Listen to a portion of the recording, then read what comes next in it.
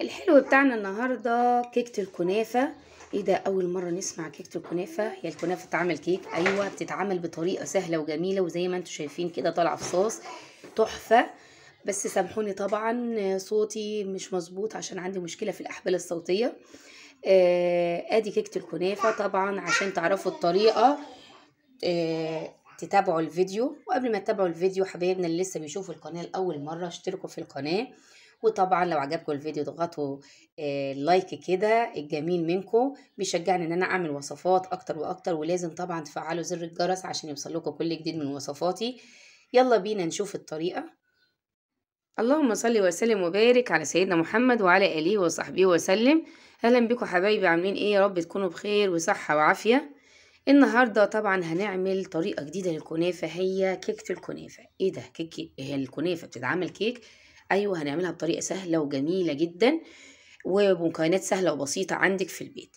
عندي نص كيلو من الكنافه، عندي بيضتين، نص كوبايه من السكر، نص كوبايه من اللبن الحليب، عندي ربع كوبايه زيت، وعندي زبيب وجوز هند طبعا لو مش عايزاه مفيش مشاكل. وعندي هنا طبعا بيكنج باودر وفانيليا، ده للكيكه الكنافه. وعندي هنا طبعا 2 كوبايه من السكر هحطهم على 2 كوبايه من الميه وهحطهم على البوتاجاز مع الفانيليا. وايه، نص ليمونه كده معصوره هحطها على البوتاجاز تغلي. ادي بعد ما حطيت الفانيليا والليمون، عصرت طبعا نص ليمونه، بحب احط القشر. طبعا هرفعها على البوتاجاز تغلي ولغايه ما نعمل السيرب. هنبدا بقى نعمل الكنافه بتاعتنا. طبعا الكنافه بتاعتي انا جايباها من امبارح وحطيتها في الفريزر جامده اهي، بحيث ان انا هعرف ان انا اكسرها كده قطع صغيره. احط معلقتين زبده على البوتاجاز على بال ما اقطع اقطع الكنافه بتاعتي. ادي حبايبي الكنافه بعد ما قطعتها، وهنا معلقتين الزبده. طبعا استغنيت عن ممكن احط زيت وزبده في المكونات بتاعتي، بس انا حطيت الزبده هنا في التحمير والزيت هناك الخلطه اللي هعملها. هنزل بالكنافه بتاعتي في الزبده بتاعتي هنا، وافضل اقلب فيها لغايه ما تديني كده لون اللي هو الاصفر الجميل كده. ونعمل الخلطه بتاعتنا. في كيس الخلاط بتاعي هبدا ان انا احط بيضتين، واحط نص كوبايه السكر واللبن الحليب معايا، واحط ربع كوبايه الزيت. عايزه تحط سمنه مفيش مشاكل، واحط الفانيليا اهو. وطبعا مش هنسى ان انا اعمل هحط المعلقه الخل عشان الزفاره بتاع البيض، واخلطهم في الخلاط وارجع لكم. وادي حبايبي الخليط بتاعنا هنزل عليه بمعلقه البيكنج باودر واقلب كويس فيه كده. كان ممكن تحطيها في الخلاط عادي يعني كده او في الخلاط سواء.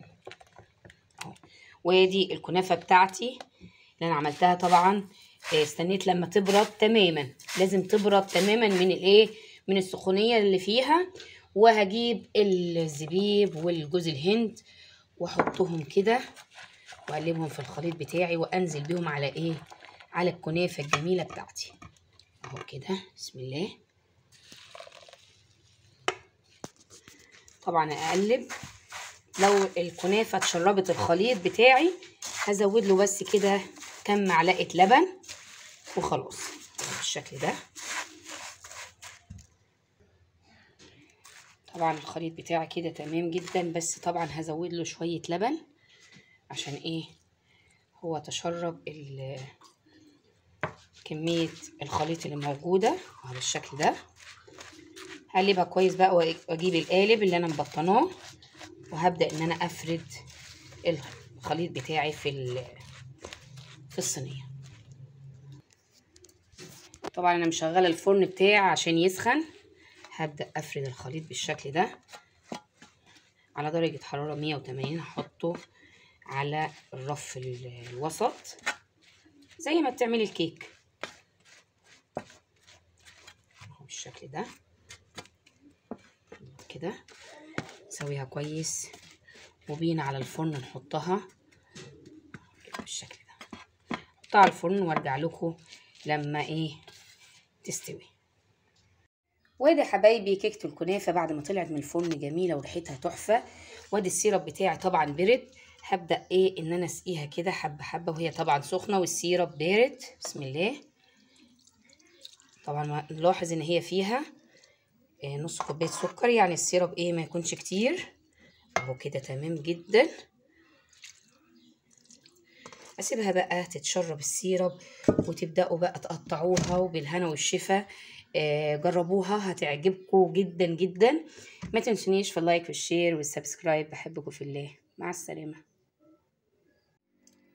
الحلو بتاعنا النهارده سهل وجميل، وكل سنه وانتم طيبين، ويعيد علينا وعليكم الايام بخير يا رب. وهي كنافه. الكنافه بطريقه جديده، وهي كيكه الكنافه. شايفين السمك بتاعها جميل ولونها تحفه بجد، وبخامات وسهله وبسيطه وموجوده عندك في البيت. هتصنفي الكنافه بالشكل اللي انتوا شايفينه ده. طبعا عشان تعرفوا الطريقه لازم تابعوا الفيديو لغايه الاخر عشان تعرفوا كل التكات والحركات بتاع الفيديو بتاعنا. بس طبعا قبل ما نشوف الفيديو، يا ريت حبايبي اللي بيشوفوا القناه لاول مره يشتركوا في القناه ويفعلوا زر الجرس عشان يوصلهم كل جديد. طبعا اللايك الجميل منكم هو اللي بيرفع الفيديو على اليوتيوب، وكمان الكومنت لو في اي حد محتاج اكله او اي حاجه اعملها له، مش مشكله يعلق لي كده بكومنت او بكلمه حلوه منكم. يلا بينا نشوف الفيديو.